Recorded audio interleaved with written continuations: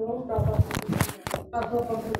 So, this aside from that, yung probability natin, diba, what types of variable are we going to use? Kung continuous ba yan siya or discrete, and same with the standard normal distribution. So, based from the previous topic, tinitingnan natin how the spread of distribution being placed together. So, malalaman natin if shift to the left ba yan siya, shift to the right, or normally distributed yung data.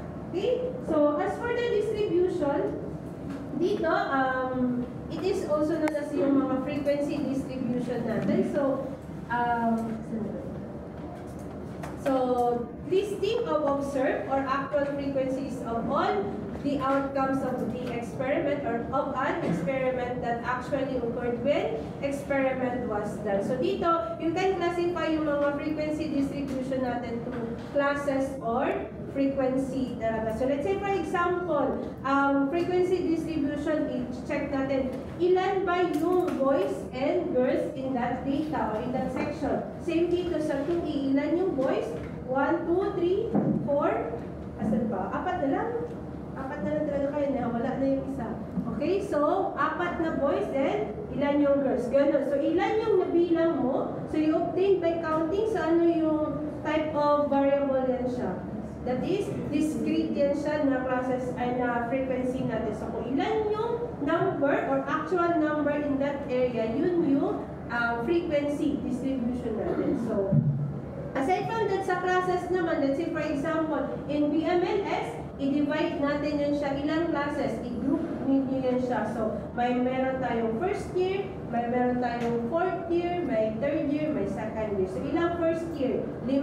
Ilang second year ba? 8. Ilang third year? 8. Ilang fourth year? 4. So, ganun lang. Yung pagkaka-distribute natin. So, ilan yung frequencies na nakalagay dyan. Okay?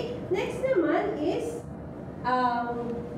probability distribution. So, dito class sa probability distribution, kay i-ano lang natin, listing of the probability of the possible outcomes that could occur if the experiment was done. So, first is estimating. So, sa estimating, ano ginagawa dyan sa estimating? Based dyan sa handouts ninyo, ano yung ginagawa sa estimating? Ano example na nakalagay dyan? Wala example. Just estimate kung ano yung present na possible na gagamitin natin. So, let's say for example, estimate, gusto mong mag-conduct ng study. Ilan na participants or ilan na variable yung gagamitin mo? Let's say for example, ma'am, I need 10 students. 20 pala. 10 boys, 10 girls. So, just estimation lang yun siya. Yung predicting naman, so dito sa predicting natin kay ano yung probability of getting na later this evening uulan. Parang gano'n. So, i-compute yan siya with the coordinates ng mga weather forecast natin. Mako-compute nila ilan yung probability or mapipredict nila the probability of getting na mag-ulan mamaya. Basta yung init kayo sa gawas, pero tingnan lang kakay, ulan nun na unya. So, mayroong computation yan siya na mangyari. And yung mga deciding and quality checking, same goes lang yan siya. Depending on the kailan mo gagamitin yung probability na. Okay? Next, yung type of probability distribution. So, ito yung type classification nila. So, again, the discrete probability distribution and the continuous. So, under the discrete, yung obtained by counting, gagamit kayo ng binomial distribution and the Poisson distribution. Again, Poisson yan siya ha. Poisson, not Poisson. Kasi Poisson yun yung yan ng Poisson. Kay German daw yun siya. Poisson. Poisson. Okay? And the continuous naman is under the normal distribution. So, isa-isahin natin ito sila. But, dito class, sa discrete, ano yung kaibahan nila? Okay. So, sa discrete, so sabi nga, diba, obtained by counting, right? Obtained by counter. So, dito, random variables can take only limited numbers of values. So, let's say, for example, number of heads in 2 tosses. So, what's the probability of getting heads pag mag-toss ka o coin in 2 times? 2 din. Kasi, kung maano mo yan siya is heads and tail lang, diba yung coin? heads and tail lang yan siya. Kung dalawang beses ka mag-toss, may probability of getting 2 heads din kung maswertehan ka. Okay? So same sa dice, what's the probability of getting 3 pag i-roll mo ang dice in 3 times na pag-roll? May probability na 3 din. Kasi nga, baka pag pag-roll mo ng dice, 3, another roll, 3 na naman, another roll, 3 na naman. So, there is 3 chances. Pero ma'am, in one roll ng dice, what's the probability of getting 2? Only 1 lang din. Kasi nga, hindi ka naman pwede pa isang roll mo, ma'am, kadalawa mo siya nagtulog. Kaya ako nag-magic. Okay? So next, continuous distribution. So dito, random variables can take any value. So dito class is height of students in the class. So let's say example yan. Di ba hindi naman kayo pare-pareho ng height? Yung iba, 5 flat, 5'7", 5'6", 5'2", 5'4", 6 flat. Ilan ba yung mga height nila? So yan sila yung mga height natin. So by that, kung gusto mo yung height, you obtain it by measuring. So, under continuous yan. Okay? Next is binomial distribution. So, dito sa binomial, ang first na gawin nyo lang muna ngayon class is, you just memorize lang muna. Next week na ako magbigay kasi I'm waiting for Sir Jill and Sir Jose to give me example para uniform tayo sa lahat ng section. So, kung ano yung example nila, yun na lang din yung gagamitin natin. Kaya para dili siya libo on your part. Kaya basi man good, lahi ako example, pwede natin nila Sir Jill dito. So, kukuha nila mo, sila biyagabuhan sa exam. Kay ako, naman good ko, nakahatag na ko sa ila, so on later parts. Yung mga computation, sila kasi yung gumagawa. The rest of the exam, ako yung iba, pero the rest, the computation, sila yung pinapagawa ko para at least lang contribution din. Okay? So dito class sa binomial, so from the word itself, binomial, so dalawa lang yan siya class, so expresses the probability of one set of alternatives. So it can either be success, we label as P, and failure naman we label it as Q naman. So dito, the success or probability of success natin in a trial, so P X equals to N R C P R Q N minus R. So ano yung mga letters na yan? So yung small n, number of trials undertaken, the small r, number of successes desired, the small p is the probability of the success, and the small q is the probability of failure. So ma'am, paano yun siya i-compute?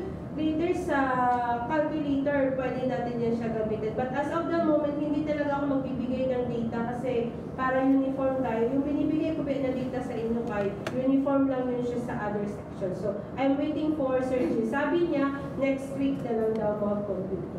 Yun yung sabi ko, para uniform lang. Okay? So, ngayon, memorize lang. Okay. Next. So, a binomial experiment plus is a probability of experiment that satisfy the following 4 requirements. So, you cannot use this binomial distribution if you are not, you did not meet this requirement. So, ibig sabihin, ma'am, pwede ba na mag-binomial ako pero hindi fix yung trial? Pero, nakuha ko itong tatlo. Hindi. Dapat kompleto. So, first, there must be a fixed number of trials. So, di ba pag mag-experiment kayo, ilang trial ba yung ikakandak mo? Meron kayo trial 1, trial 2, trial 3. So, dapat consistent yan. Sa lahat ng experiment mo, up to 3 trials ka lang talaga. Hindi pwede na kung ano yung ginawa mo sa iba na experiment, di na ako mag-trial din sa PICAS. Kanin lang. So, hindi. Dapat kung ilan yung na-meet mo or ilan yung fixed number na sinabi mo na trial na, yan na talaga yung gagawin. And aside from that, each trial can have only 2 outcomes or outcomes that can be reduced to 2 outcomes. So these outcomes can be considered as either success or fail. So in that trial, pwede mo lang sabihin ano yung result niyan? Is it high or low? Pwede mo din sabihin ano yung nangyari dyan, ma'am. Is it true or false? Yes or no. So dapat ganun lang yung result. Dalawa yung result lang. Hindi ka pwede, di ba, in getting sa using Likert system. Sa Likert system, alam niyo yung Likert? Di ba, nag-answer na, nakatry na kayo yung Likert scheme. Nakatry na kayo, hindi pa. Nakatry na kasi ano niyo ba kami? Gina-scorean niyo ba kami? Ano yung tawag dyan? Yung instructor sa atin, di ba, student evaluation, no, di ba? Nag-i-evaluate kayo sa amin, so ano yung mga, paano kami dito, so yung sabi niyo, 1 na, magkita kayo, 1 ka kami mama, ay, abinahan po kayo mag-porta na, magdepende di, wala ibas, manday ito ka, ikaw na, student is, ikaw po, diwanin mo yung sarili, kaya wala ni mo basa tamang ang evaluation. So, pag ganyan class, Likert system kasi yan, so ano mangyayari dyan? 0, 1, 2, 3, 4. Pwede ba siya sa binomial?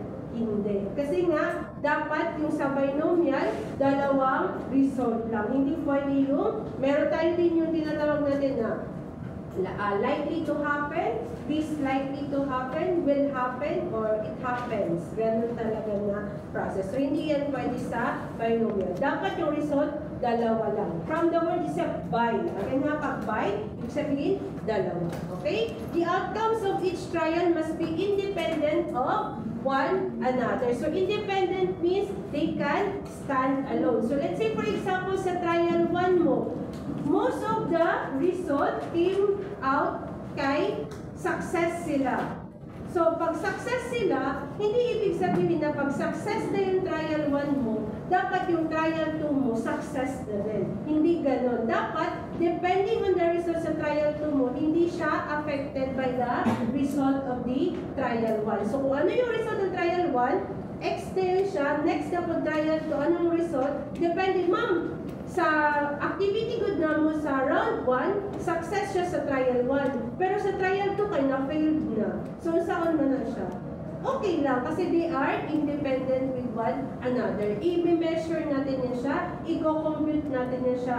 Bakit, anong nangyari? Bakit na success siya ng trial 1, bakit na-failed na siya sa trial 2? And next na naman, same goes, what if failed siya sa trial 1, tapos nag-success siya sa trial 2. So, depende yan siya kung ano yung nangyari. Mame-measure natin. Baka may mali, or may nasobra, or nakulangan, nag-success siya dun sa first, pero sa second na-failed na, maybe because kulang yung reagent na nilagay mo, or may step ka na hindi na-follow, kaya na-failed na. So, ganun yung process natin. So, dapat, the data or the variable in each trial is independent. Hindi sila dependent. Kasi pag sinabi natin dependent, whatever happens to the first trial, dapat yun din yung mangyari sa second trial. So kung failed ang first trial, dapat failed ang second trial. Pero hindi yun yung aim ng binomial. Dapat independent with each other sila. And again, the probability of a success must remain the same for each trial. So yung probability natin, let's say for example sa trial 1, ang probability of getting a success score is 80. So dapat sa trial 2, 80 po. Sa trial 3, 80 po. Hindi siya pwede na ang success rate sa trial 1 kay 75 ma'am. Ang sa trial 2 kay 85 na. Ang sa trial 3 kay 95 na. So iba, hindi ang getting of scores dyan kay lahig jud ang magiging result. So same sa inyo. Let's say for example, mag-exam tayo. Ma'am, sa first exam, first quiz, 15 items. Second quiz, 15. Third quiz, 15. So, parehong trial independent to each other yan siya. Score mo sa quiz 1, 15 over 15. Perfect. Ang passing rate sa 15 is bilaman. 9 lang. So, yan yung parang success rate mo. Sa quiz number 2, another same pa rin, 15. So, yung passing rate rin din yan is 9 pa rin. Hindi na yan siya, hindi yan siya ma-change to 10 kasi pareho lang din naman sila na number of items. Magmamatter lang yan siya or ma-change lang yan siya yung passing rate if i-change mo din yung number of items. So, pero again, hindi na siya napasok sa binomial. So, ibang type of data na yan siya. So, pag hindi napasok, hindi mo pwedeng gamitin si binomial. Pero again, pag ma-meet mo ito na requirements, itong 4 na requirements na to, you can use binomial distribution. Okay, so again, memorize everything. Okay, baka tapulan na mo pag-abot sa exam, ani kapoy, ang exam mong kay grabe ka worthy, dili masabtan, so kailangan ng kanang reading comprehension ang exam, kay dili ka sabot. So gamay, pinaram yan ang topic, more on problem yan siya sa exam na naman. So, more type na exam, so both are true, both are false. First statement is true, second statement is false. Parang ganun yung magiging exam ninyo. Kasi nga, more on, man tayo, explanation. So, dapat mag-gets talaga yung process natin. Next is the Poisson distribution. So, dito,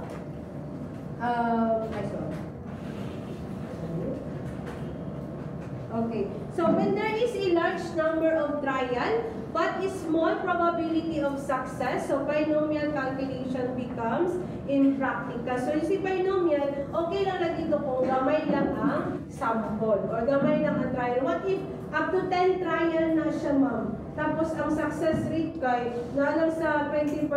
So, murag, lisod po na kay binomial na ganito na. So, dito, papasok si Poisson. So, if the delta or the variable equals to mean number of occurrence of an event per unit interval of time or space, then probability that it will occur exactly x times is given. So, ito yung formula naman sa Poisson natin. So, Px is equal to, delta, delta x, e, x, ay delta. So, where E is a Napier constant. Again, ang E, Napier constant. So, ano yung constant na to? So, E is equal to 2.7182. So, kindly remember that one. What is the Napier constant? So, E is equal to 2.7182. So, yan yung constant natin. And ito class, kaning X exclamation, sa calculator ninyo, pwede yan siya maglagay na exclamation. Let's say, for example, 1 exclamation. Ilan yung magiging result? So, sige lang, may example din ito siya pagdating ng, next week, next week sa klase natin. Magbibigay kami ng example, how to compute that. So, before ako mag-discuss ng hypothesis test. Okay? So, dito, class, sa Poisson distribution, ito din yung process for you to use Poisson distribution. So, first, lagay ko lang.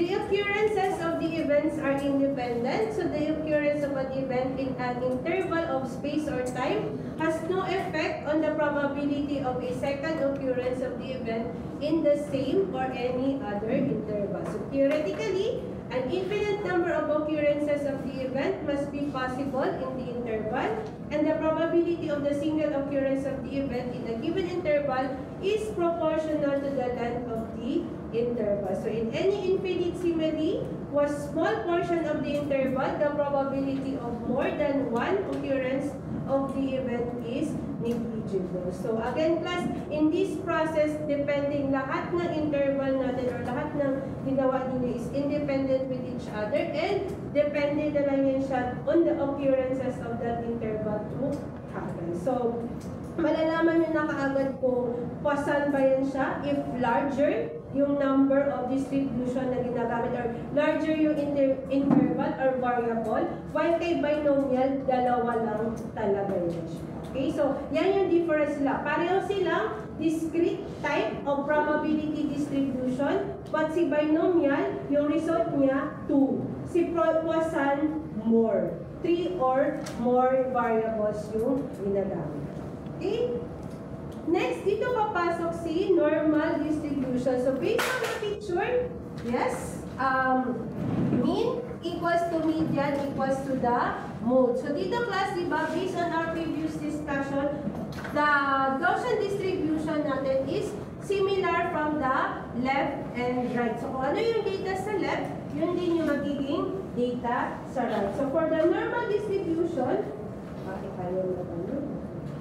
so this is developed by Carl Gauss, and it is also called as the Gaussian distribution or the Gaussian bell curve. Itong bell curve, bell daw ito siya. So babaliktad na bell. So Gaussian bell curve or Gaussian distribution.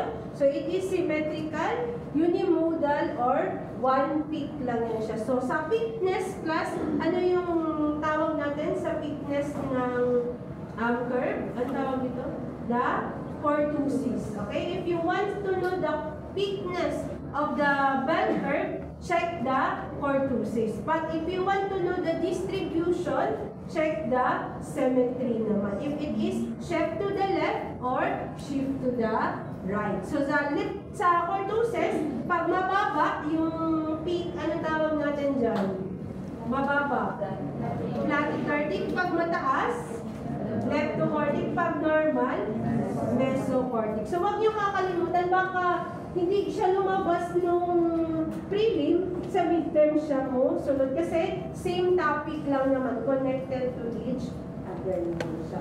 So dito class sa normal distribution, so area under the normal curve, so makikita natin dito, lahat ng pasok sa data natin from this side, so pag once lumabas na yan siya dito class, not normally distributed na yung parang negative 4 or dito na, kasi nga, ang mangyayari is magkakaroon na ng either shift to the left or shift to the right. So dapat pasok sa 0.34, 0.35, and 0.25 yung data natin para magkaroon ng symmetrical appearance from left to right na yun siya. So same dito sa standard deviation, plus meron tayong 68, 95, and 99.7 rules. So lahat ng data that falls under this one, ito siya plus yung 1SD, 2SD, 1SD, 2SD, and 3SD na yan siya. So standard deviation depending on the distribution or the spread of the data. So sino yung pasok na data sa 1SD, sa 2SD, and the 3SD? Okay? Or again, SD ha, standard deviation. Okay? So sa sampling distribution naman, so dito, sampling distribution natin. So, kanina, probability distribution. Ngayon, sa sampling, distribution of values taken by the statistics in all possible samples of the same size from the same population. So, di ba? From the word itself, yung sample natin, type of variable. Mayroon tayong population. Sa population is the whole. And the sample is just part of the whole. Diba? Again, yung population is a whole variable, pero yung sample is just a part of the whole population natin. So, based from the computation natin ng standard deviation, ano yung formula ng standard deviation? Anong formula? Ng SD? Square root of the variance. So what's the formula of the variance? So dapat square root. Oh my God! Okay, what's the formula of the variance? Summation of mean minus the values given. Okay, ang formula is summation of the values given minus the mean squared divided by the total number of values minus the 1 kung sample. Pero pag population, walang minus 1. So remember nyo yan. Just square nyo lang yan.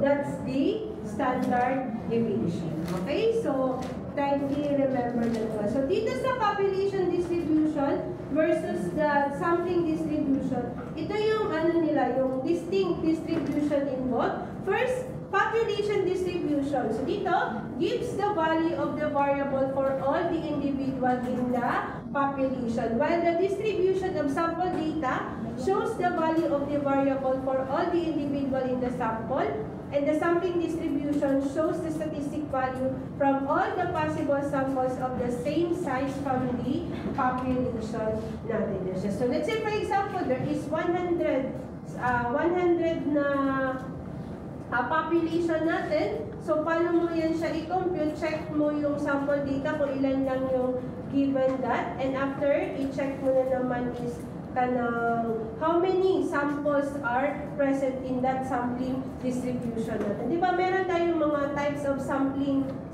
technique. So, what are those sampling technique? Na na-mention na? The random, ano sa pa, systematic, ano sa pa, simple, convenience, snowball, and sa pa yan siya ng mga, it can either be different types of sampling technique lang yan siya na gagamitin natin for us to know what type of population distribution or sampling distribution yung gagamitin natin. So, based on this figure class, kung makikita natin dito, from a population distribution, let's say for example, i-color-coded lang natin, blue or green. Sa distribution of sample data, distribute mo yan siya. Ilan ba yung under jadwal? So, i-group natin siya into 3. From this major or whole na group, i-divide mo siya into 3. And after that, ito sila, i-divide mo na naman. Ito na yung sampling distribution na ma-present. Meron ito siya sa SPSS class na pag i-click mo lang, madiretso na yan sila ganito. Meron yan siyang constant na population or sampling. Population dito, tapos sampling sa kabila. Pag i-click mo yan siya, may mga lalabas na graph yan siya. Pero again, hindi pa tayo dyan kasi yung alam nyo lang muna sa SPSSB ngayon kay mean, median, mode pa lang, di ba? So wala pa yung sa testing talaga. So later on, makikita nyo na itong mga graph na ito or yung mga other graph doon na makaka-explain sa atin. Yun yung mag-conclude if ever na yung data natin is significant or not significant or yung data mo ba kay kanang normally distributed or not normally distributed. Okay? So, dito class, aside from that, okay. So, ito yung mga sampling distribution of the sample proportion. So, the shape, the center, as well as the spread of the data. So, shape, so in some cases, the sampling distribution of proportion can be approximated by a normal curve. So this seems to depend on both the sample size and the population proportion or P. Aside from that, the center naman. So the mean of the distribution is equal to the proportion. So this makes sense because the sample proportion is an unbiased estimator. So sa estimation kasi natin, later on, pag i-discuss ko sa estimation natin, meron tayo yung types of a good estimator and one of it is unbiased estimator. So dapat, pag sinabi natin unbiased, dapat hindi niya ma-affect or magkaroon ng effect dun sa data distribution. So, kasi nga, hindi siya needed para mag-increase or mag-decrease yung data na ginagamit. And the spread naman, so dito yung spread is the standard deviation din papasok. So for specific value of proportion, the standard deviation of the sample proportion gets smaller as n or the number of variable gets larger. So the value of the sample, again na, pag makakita kayo ng ganito, sample proportion depends, population pala. Population proportion depends on both the sample or the number of data set and the proportion itself. So depende yan siya sa ibibigay sa inyo natin. Okay? So meron tayo dito formula. So ito yung formula class. So there is an important connection between the sample proportion and the number of successes in X.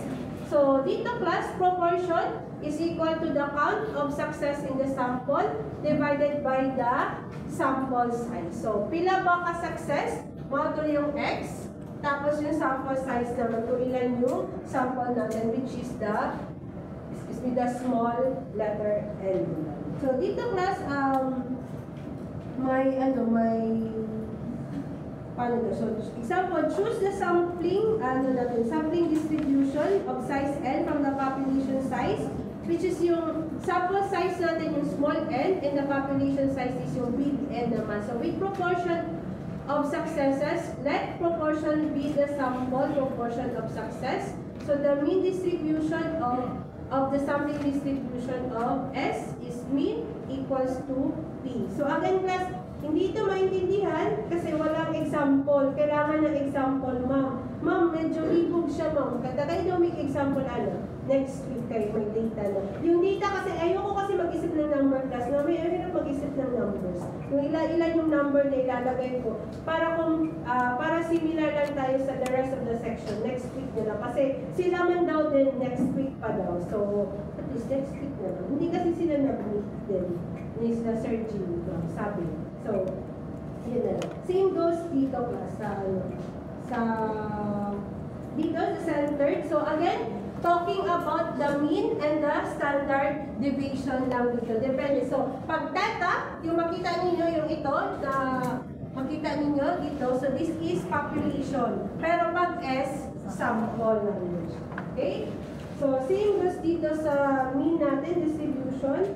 So yung size, so the equals lang yan siya. So from a population, nandito na yung distribution ng sampling natin. Ano yung sampling distribution kaagad? Nandito na. Makikita na natin kung ano yung magiging result. So, sa population divided by the square root of 10. So, which is yung standard deviation niya ng sample. So, dito din yung mean, yung center, kung asan yung data natin.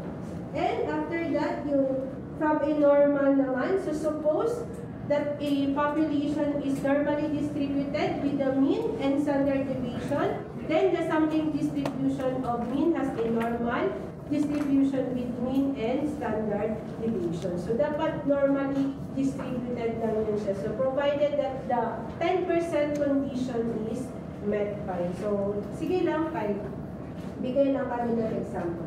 Okay, so yun lang class for this topic, yung probability natin or the distributions natin. Okay, so just remember lang what are those types of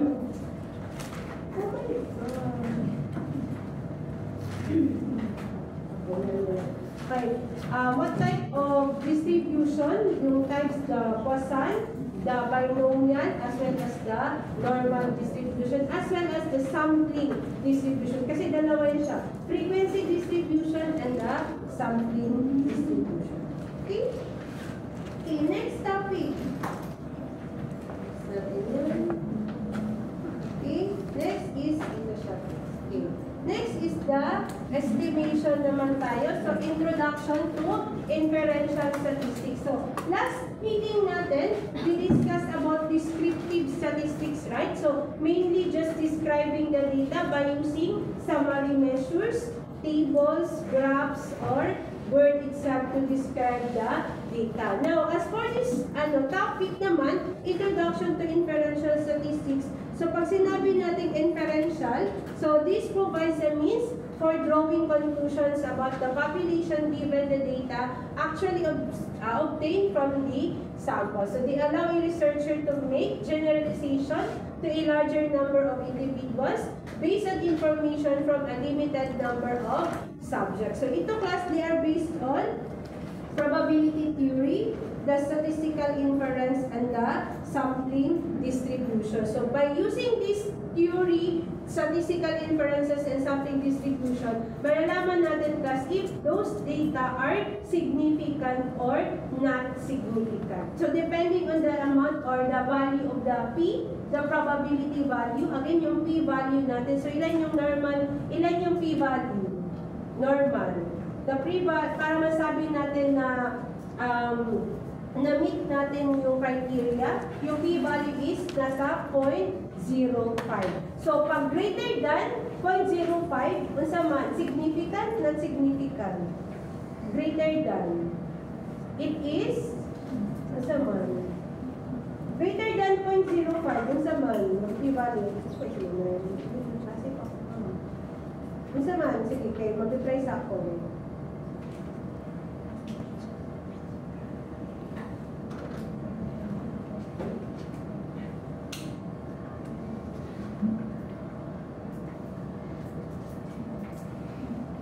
So, unsa man ang p-value? Pag masabi natin significant, what's the result of the p-value?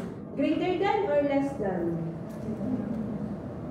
Dan naman yung less than, greater than. P-value is, kada significant. Again, wala lang ko yun.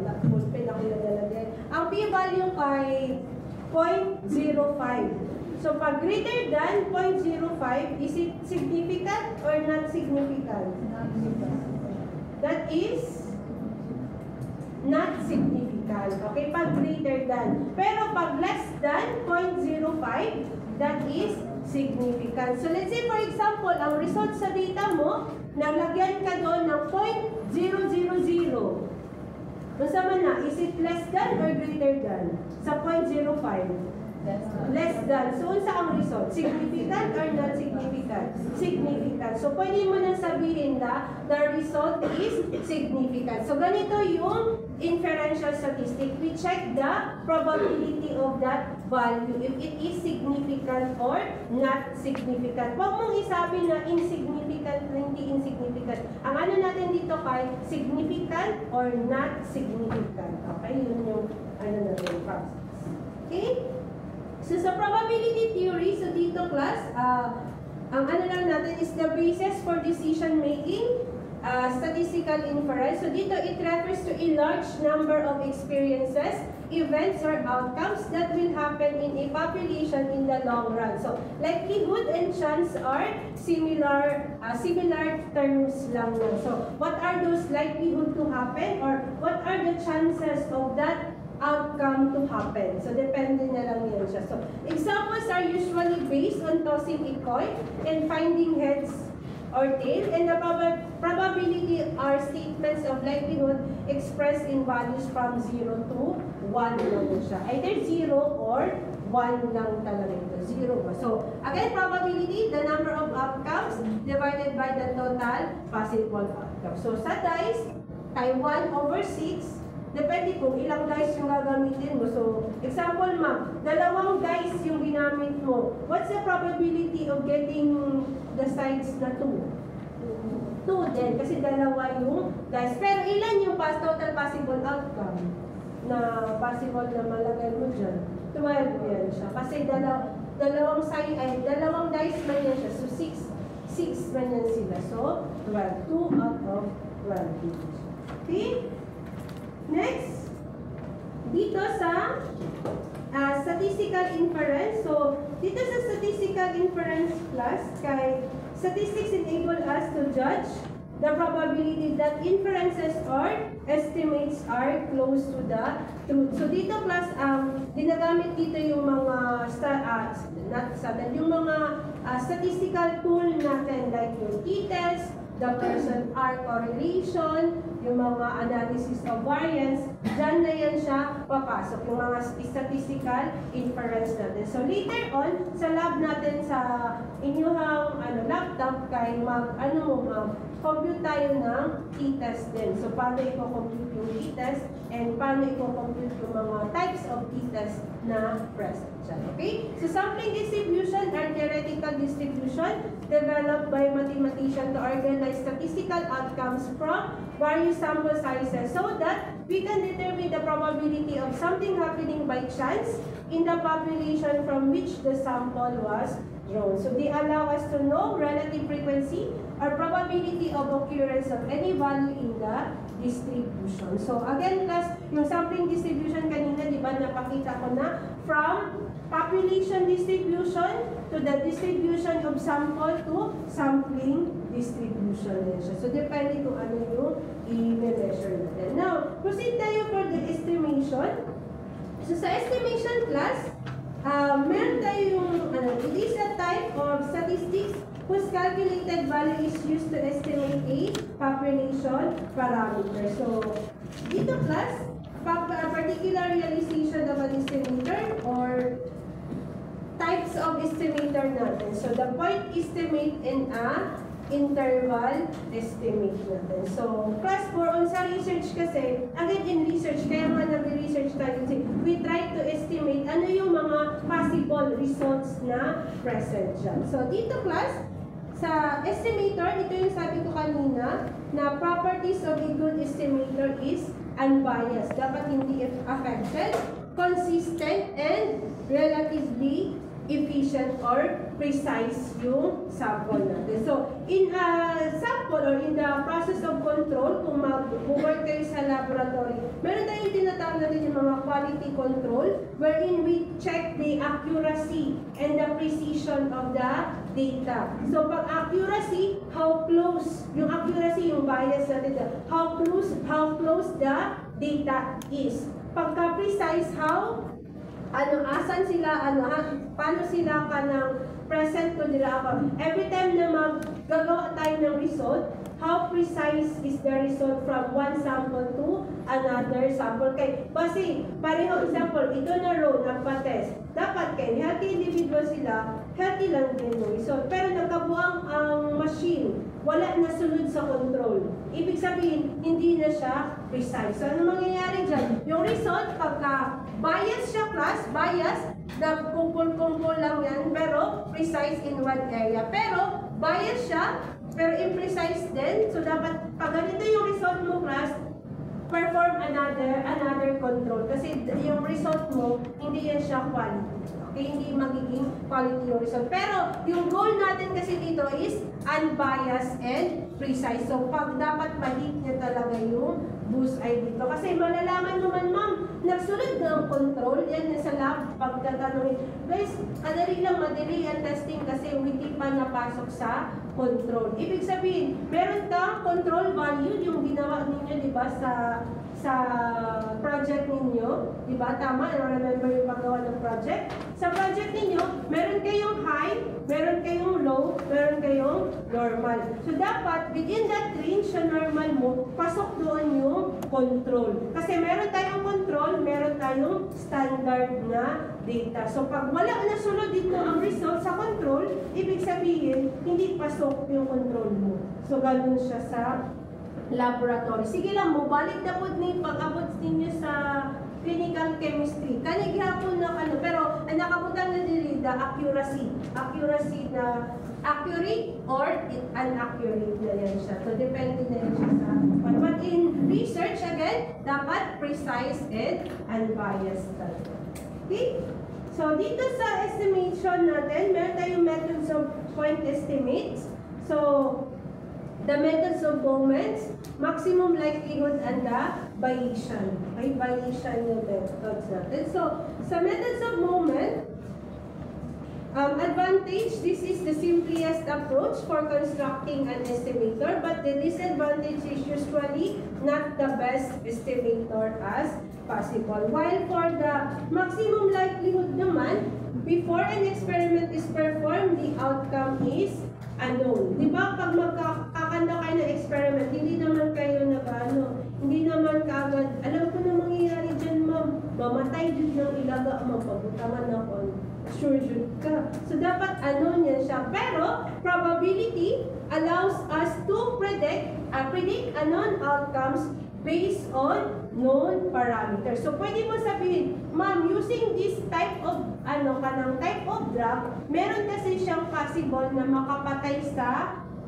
mouse. So, if ever gagamitin ko ito siya, ma'am, knowing this parameter, may possibility, again possibility na it can kill the rat. Pero, hindi mo masabi na makapatay yun. May possibility lang. Kasi nga, alam mo yung content ng binibigay mo sa kanila. So, again, dito yan, maximum likelihood na ginagamit natin. So, after the experiment is performed, the outcome is known. Now, we talk about the likelihood that the parameter will generate the observed data. So, after the observation or after the experiment, masasabi mo na there is a significant this effect of drug to the rat, or there is no significant effect of the drug to the rat. Again, makakapag-conclude ka na.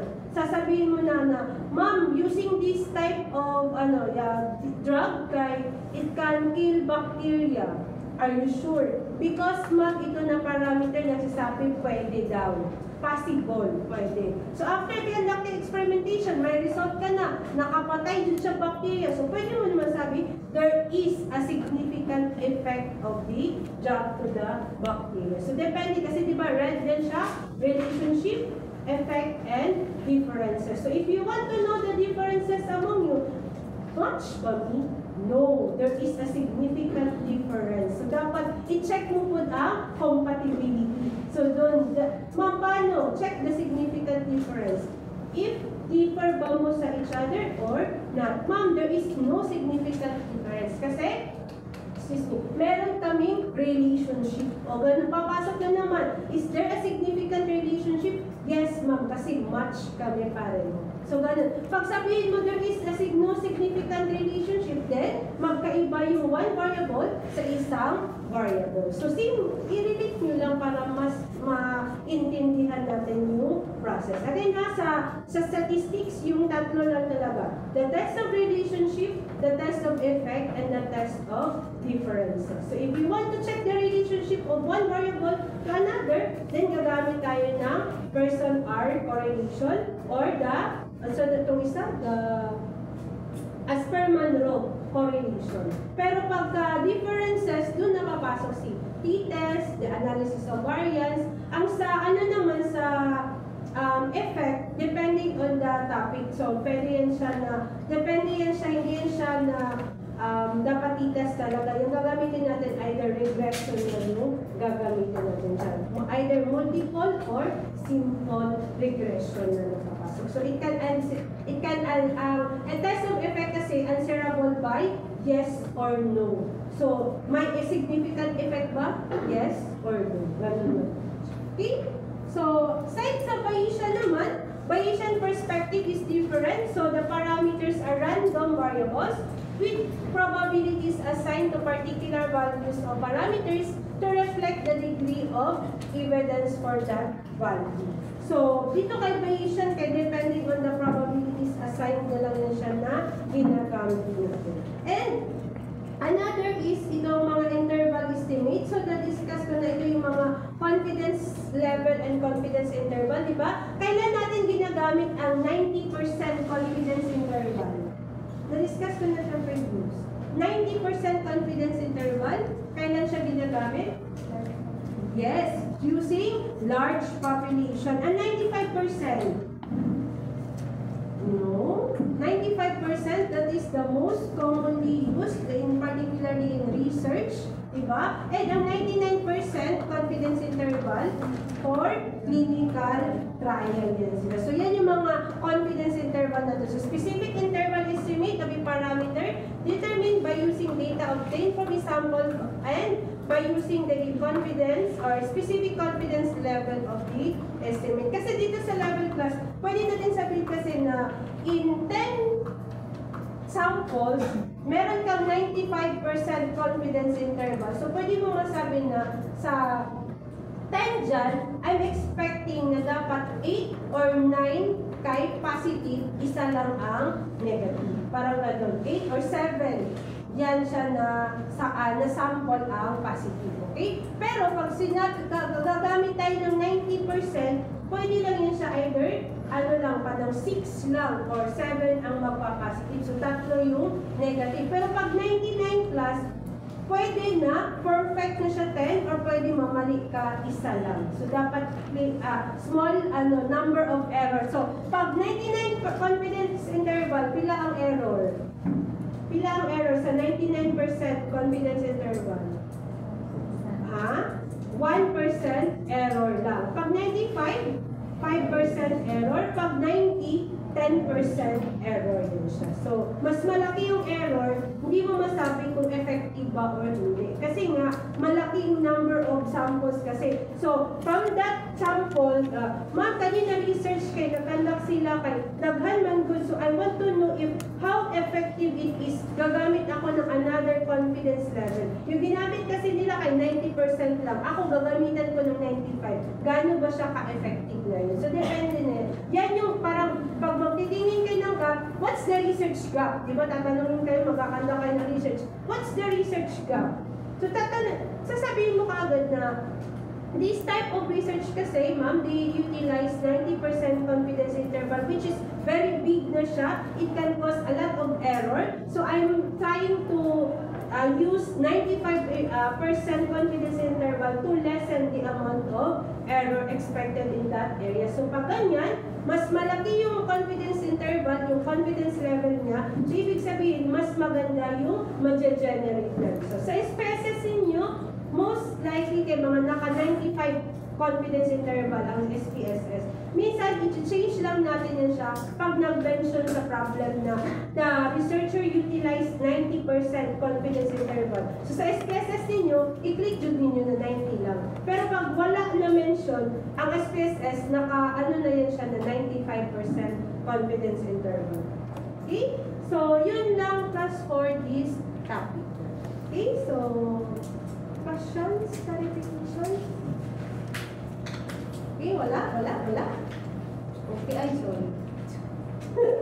Hello, kita niyo yung place. Yan na lang. Delete na yan. O, wala pa na, ha? Delete na niyo ko, ha? Okay, delete na niyo. Ay, hindi na delete mo. Wala pa na, class.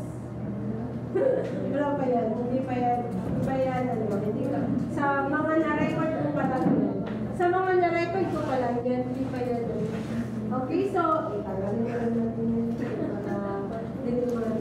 So, ang other class, sa lecture again na, try to read more para at least mas maintindihan niyo. Kasi ang process natin kasi parang bibigyan kayo ng problem and try to understand ano na type of methods yung gagamitin ninyo. Parang ganun yung magiging type of exam nito. So, please remember and start. Okay? Sige, get your laptop. Mabilisan lang. Kaya spot ko, di ba? Mabilisan lang. Laptop. Okay na lang.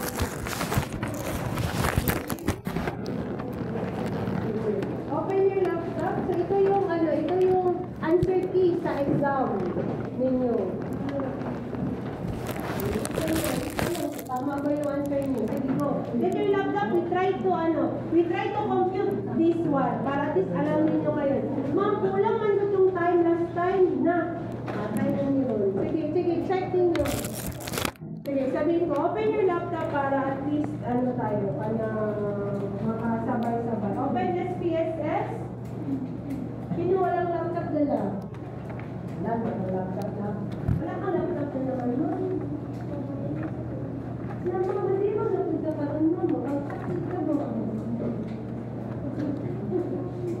Hindi agad dapat may laptop na di-pay. Wala akong laptop. Pero dun mo always lang. Sige, mabilis na kayo. 3:52 na. 8 minutes na. Pas na. Mura maganda. Sige. So, by using this okay, naka-open na ng SPSS note. So, from the dito, instruction, sabi nito, using your SPSS, provide the following as below. So, as below using the given data set. So, number 1, sabi dito, a researcher wants to know the difference between two similar antibiotic salts by two different pharmaceutical companies in terms of their zone of inhibition. So, by that class, kung yan yung nakalagay, so let's say ito, ano gagawin nyo sa SPSS ninyo? So, pupunta sa variable. Ano nangyayari natin? Okay? Pupunta sa variable, tapos ilalagay companies, antibiotic, and the zone of inhibition. So, i-string nyo ba siya numeric lang? I-numeric nyo lang kasi hindi nyo may question kasi dito na graph. So, hindi nyo, pag naka-string yan siya kasi hindi kayo makaka-graph. Tapos, naka-change siya, di ba? O hindi dapat. So, pag gusto, nakalagay kasi doon, di ba? Di ba pag-string kay mag-signal siya na you cannot perform graphs, so dapat wala doon yung string kasi may graph naman dito, okay? So dapat numeric lang yan lahat, okay? So naka-numeric lang yan. And ano yung type of measures ng companies? Nominal. Ang antibiotic, nominal. Ang zone of inhibition, the scale, ayan siya, naka-scale. Okay? Tapos, i-label natin. So, label companies, 1 Unilab, 2 Unilever.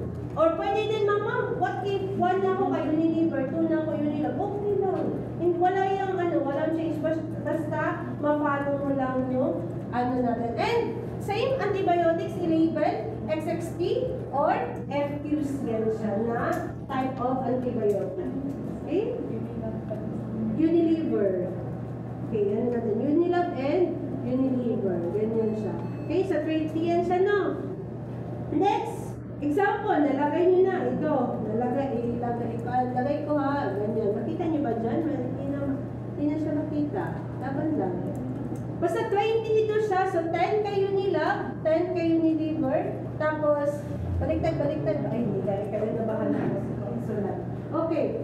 Ang gagawin natin dito, ang question dito, specific or general? Ha?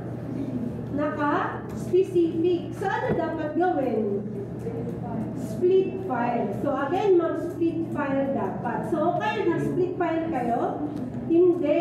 Tapos, ang question man, ma'am, kay naka-per drug or per company. Plus, depending on the question, yun lang yung split file ninyo. Let's say, for example, sinabi niya, for what is the amount? O, sige, na-copy niyo na? Wala pa? Sige, i-copy niyo muna. I-copy. Bilisan natin. Kung tama ba. Paano mag-split file nga? Data, tapos split file, no? Tapos i-move doon kung ano yung split file. Sige.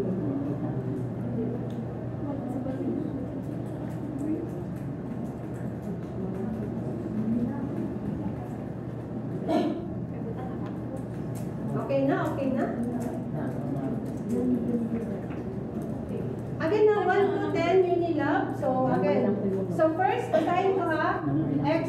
SXT, FQs, SXT, FQs. SXT. Next, SXT na naman. FQs, FQs. SXT. FQs, SXT.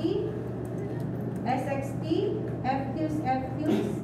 Tapos, tatlo ka SXT and tatlo ka FQs. Nakuha? Sunod, 15, 17, 14, 16, 13, 15, 18, 14, 16, 13, 14, 14, 19, 20, 15, 14, 17, 19, 18, 21. Okay? Wala, nakapalaw naman. Nakapalaw na ako sa akong... Okay?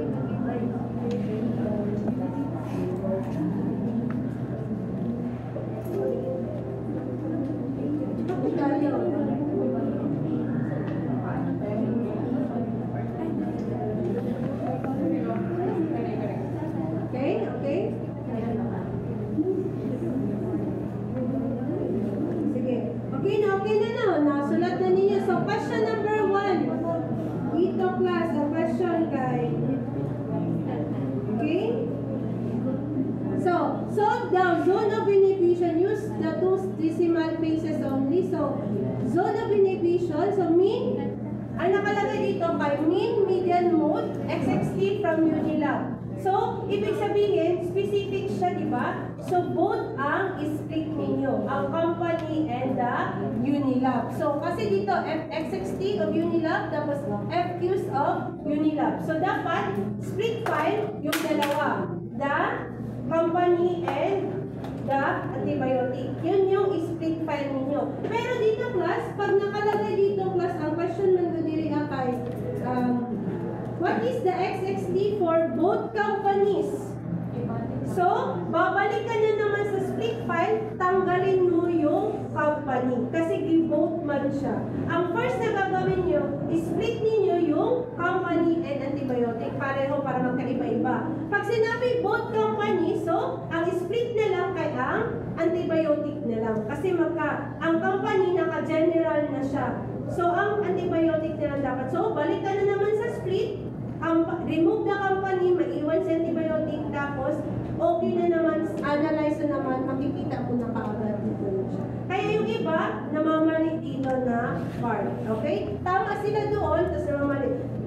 Next, ang mali ninyo din, one of the reason mamali, di ba sa mode? Ang answer sa mode, kaya ang masulat lang ka 18, tapos na A. Nakapansin dati, 15, tapos A. Di ba? So, sa baba sa table, nanay 15A, tapos nun sa ang A, na modes, repeated modes are present, but, this lesser amount is shown. Tama? Saan nyo yan siya titingnan? Dun sa frequency table. ilan ba yung nagulit-ulit na that number. So, hindi pwede na isa lang yung ilalagay. Let's say, for example, dito, 18 and 19. Ang ilagay nyo lang na mode kay 18 lang. So, mali na yun siya, yung mode. Okay? Na-gets? Kung kailan gagawin. Okay? So, number 2, so, ano yung gagawin? If ever na-split nyo na, saan pupunta? Analyze, tapos, analyze, tapos, explore. Again, analyze, explore, tapos, i-move na dahil tong,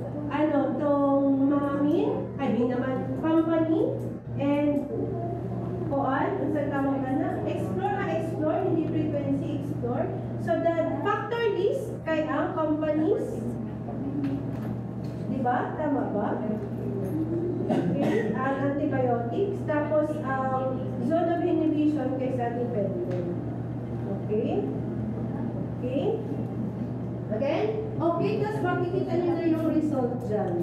Tama? Sa dependent. So, saan na may result dyan? Sa both company.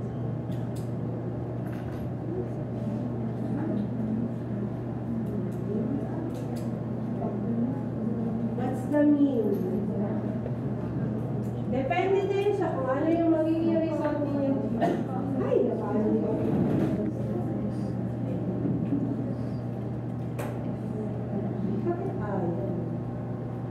Okay?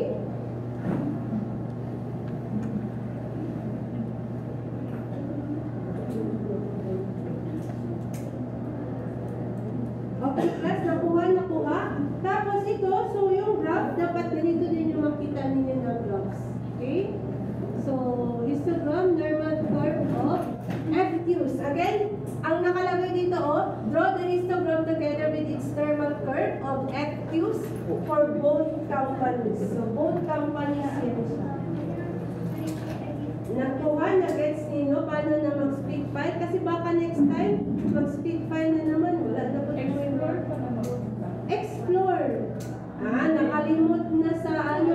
Pag mag-split ha, ang ano natin, di ba? Pag naka-general, kay analyze, descriptive frequencies, di ba? Diabot tayo dito. Pag diretso lang. Pero pag split file, kay analyze, explore. Tapos, dito na dahil, maulagin na ang maulagin na ang problem na. So, ibig sabihin karon kayo, tanawan lang na to ka. Wala pa man ko concert. Okay? So, na-gets. Now, using that value class, pwede nyo gamitin. Let's say, for example, using that value, nakalagay na kayo, di ba? Another click, analyze, split file off nyo muna. Split file off. Naka-split file off na. Huwag nyo na muna split all.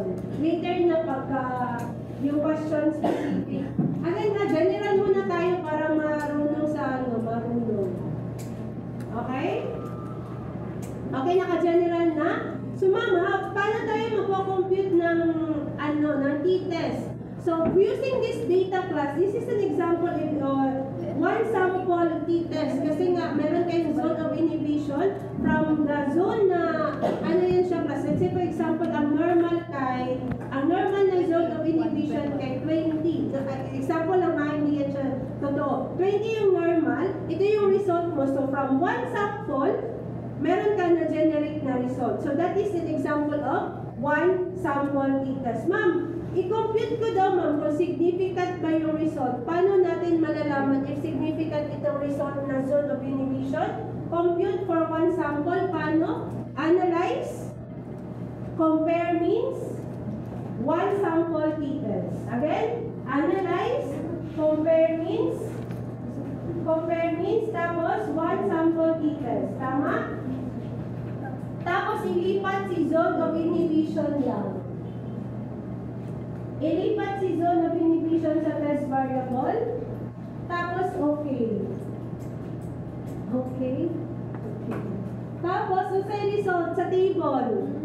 Ano result? Pila ang p-value. Check the p-value. What's the result? Asan ang p-value? Naka-table yan. P6.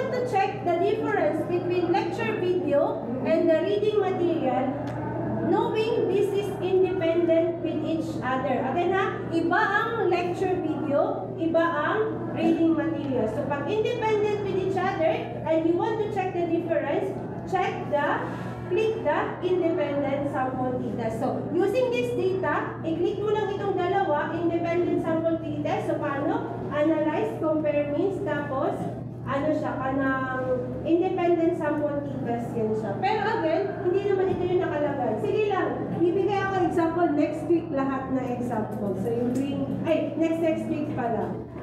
You bring laptop. So, pero class, let's say for example, ma'am, gusto kong malaman, what's the difference of purely video o video with actual discussion? So, ano gagamitin na naman natin? Paired sample t-test naman. Okay, tatlo yan, di ba? Tatlo. One sample, independent sample, and the paired sample. So, pagka two independent na variable yung gagamitin, independent sample din siya. Pag two dependent sample yung gagamitin, paired sample t-test ang gagamitin. Okay? Kaya naintindihan? Hindi pa ma'am kasi wala example. Sige, next. Ito na example ibibigay ko next week para masunod. Okay, kaya? Questions? Wala, extend na ta. Questions, clarification, man. Okay.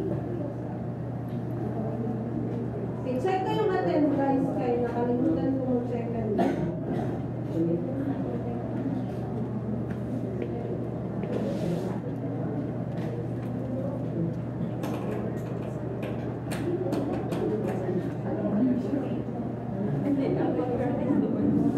Attendance, abot.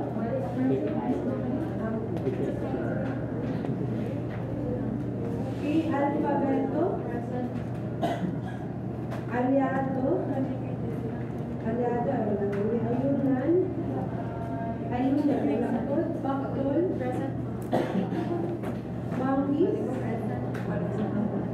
laksla, okay, dalundong, asa si dalundong, ihonggol, de la Peña, Diaz, Duran, Escandalo, Granados, Septe. Oy, kami Septe ha, yung Lacta, Barcelona, Gonzales, Mantes, Barolina,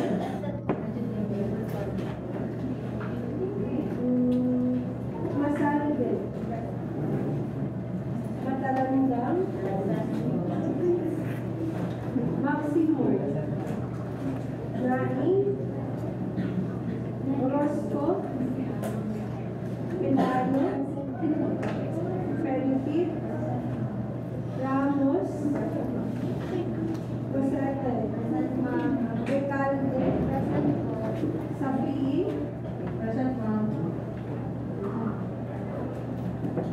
okay, Saranilla, wala, Saicon, Soteria, Sultan, Tinay, Present po. Tumawis, Trogilio, Villarreal. Present ma'am. Okay, so everyone